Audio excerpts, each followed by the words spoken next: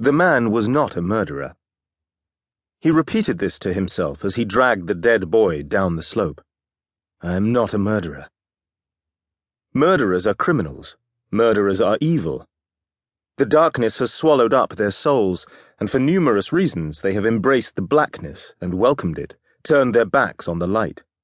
He was not evil. On the contrary. Hadn't he recently provided clear proof of the absolute opposite?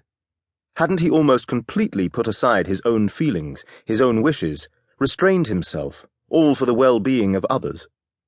Turned the other cheek, that was what he had done. Didn't his presence here, in this bog in the middle of nowhere with the dead boy, provide still further proof that he wanted to do the right thing, had to do the right thing, that he would never be found wanting again? The man stopped and let out a long breath.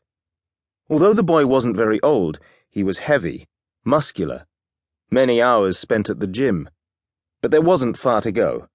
The man grabbed hold of the trouser legs, which had once been white, but now looked almost black in the darkness. The boy had bled so profusely. Yes, it was wrong to kill. The fifth commandment, thou shalt not kill. But there were exceptions. In many places, the Bible actually justified killing. There were those who deserved it. Wrong could be right. Nothing was an absolute given. And what if the reason behind the killing was not selfish? If the loss of one human life would save others?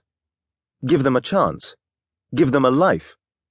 In that case, surely the act could not be classed as evil, if the intention was good. The man stopped by the dark waters of the little pool. Normally it was several yards deep, but the recent rain had saturated the ground, and now it was more like a small lake in the middle of the overgrown bog. The man leaned forward and seized the shoulders of the boy's t-shirt. With considerable difficulty, he managed to get the lifeless body into a half-standing position. For a moment, he looked straight into the boy's eyes. What had the boy's final thought been? Had there even been time for a final thought? Did he realize he was going to die? Did he wonder why? Did he think about all the things he hadn't managed to do in his short life, or about those things he had actually done? It didn't matter. Why was he torturing himself like this, more than necessary? He had no choice. He couldn't let them down, not again. And yet he hesitated. But no, they wouldn't understand, wouldn't forgive, wouldn't turn the other cheek, as he had done. He gave the boy a push, and the body fell into the water with an audible splash. The man gave a start, unprepared for the sound in the dark silence. The boy's body sank down into the water and disappeared. The man, who was not a murderer, walked back to his car, which was parked on the little forest trail, and headed for home. Västerås Police, Clara Lidman speaking. I'd like to report my son missing. The woman sounded almost apologetic, as if she wasn't quite sure she had the right number, or she didn't really expect to be believed. Clara Lidman reached for her notepad, even though the conversation was being recorded. Could I have your name, please? Eriksson, Lena Eriksson.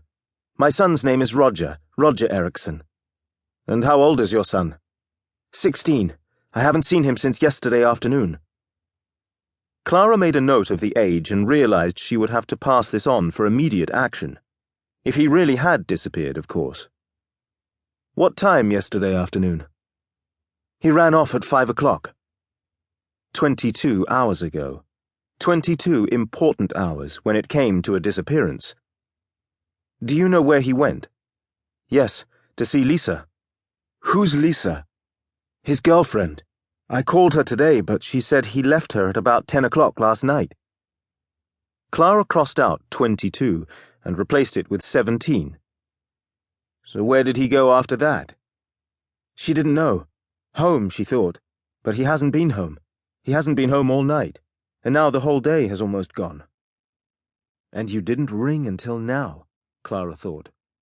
It struck her that the woman on the other end of the phone didn't sound particularly agitated, more subdued, resigned. What's Lisa's surname?